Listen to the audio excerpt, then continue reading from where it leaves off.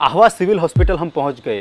तेजस के दोस्तों ने और स्टूडेंट ने काफ़ी मदद की, लेकिन सिविल में कोई डॉक्टर मौजूद नहीं था क्योंकि छुट्टी का समय चल रहा था। हमारी मलहम पट्टी शायद स्टूडेंट डॉक्टर ने की। टूटे पैर को कार्डबोर्ड का सहारा दिया और कहा कि आपको ऑपरेशन करना पड़ेगा, आपको जहाँ जाना है वहाँ भेज दिया जाएगा, लेकिन जाने से पहले एक्सरे जरूर करवा लेना।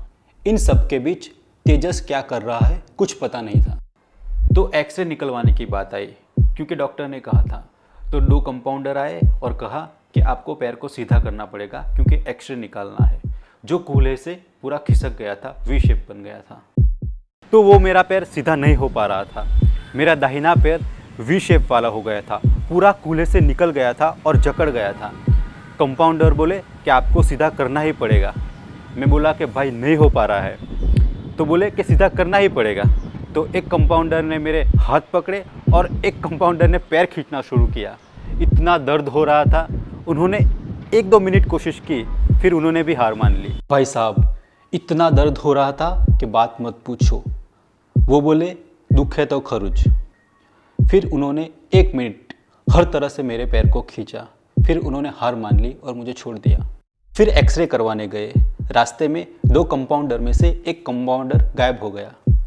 कुछ काम रहा होगा, तो फिर वो बचा हुआ कंपाउंडर मुझे एक्सरे रूम में ले जा रहा है और मेरे बैकग्राउंड में वो बड़बड़ कर रहा है कि छुट्टी के दिन भी काम करना पड़ रहा है, इसको मुझे अकेले उठाना पड़ेगा, डॉक्टर तो हेल्प नहीं करेगा।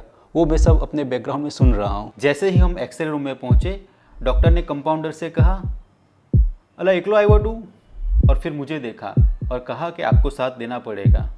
कंपाउंडर ने डॉक्टर को पेपर्स दिए।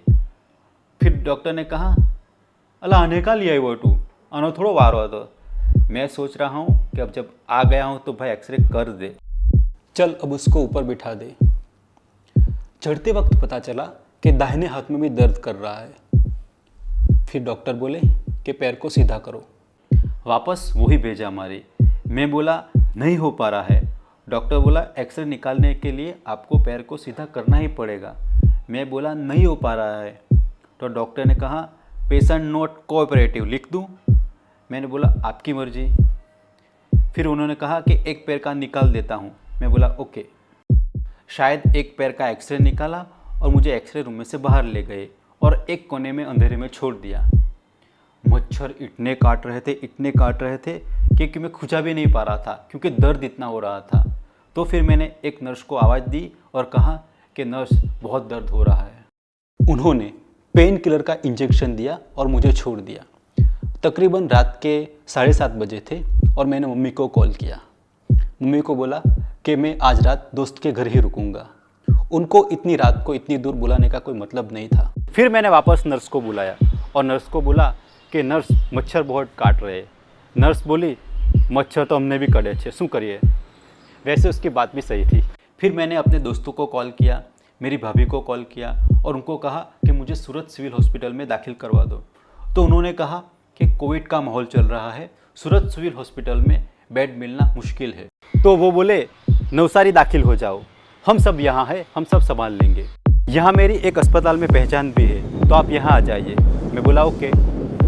एफआईआर की, पुलिस के पेपर्स बनाने में काफ़ी समय लग गया। एम्बुलेंस अरेंज करने में 1 घंटे से ज़्यादा समय लग गया। एम्बुलेंस आ गई।